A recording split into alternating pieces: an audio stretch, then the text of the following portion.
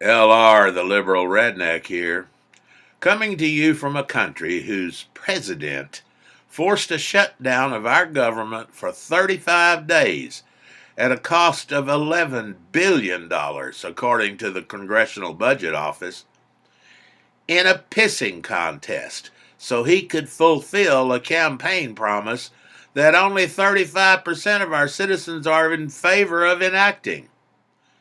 Turns out that he challenged the wrong person to the pissing contest and got his ass handed to him by having to sign the same bill in front of him 35 days ago without getting one dime for his ridiculous wall. In the process, we citizens endured unspeakable hardships that made working people, forced to work without pay, stand in bread lines to feed their families, skip medical treatment and medications, suffer major credit damage, and risk our lives traveling on planes that were poorly screened for weapons and monitored by understaffed air traffic controllers. Families of our military were denied death benefits when their loved ones were killed in the line of duty protecting our nation. And for the first time in our history, the United States Coast Guard was forced to serve without pay while worrying about the well-being of their families.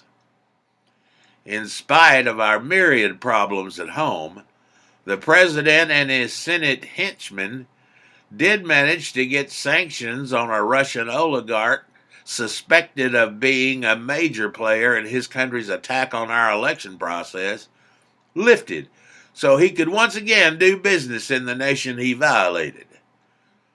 The president has threatened to continue shutting down our government if a deal isn't reached to fund his wall or declare the lack of a wall a national emergency so he can use funds from other agencies to pay for it. He's also looking at the possibility of sending U.S. troops to Venezuela to participate in a coup to overthrow their government because he thinks if we are at war, he cannot be impeached. This is our national emergency. A villainous traitor who only cares about himself has been placed in charge of our nation by a foreign enemy.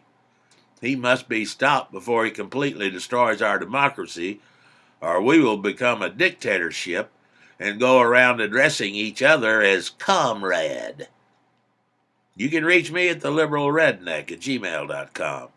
And you can visit live with me, the pagan goddess, and the progressive Christian on our weekly wrap-up every Friday at noon Central Standard Time on blogtalkradio.com/theliberalredneck.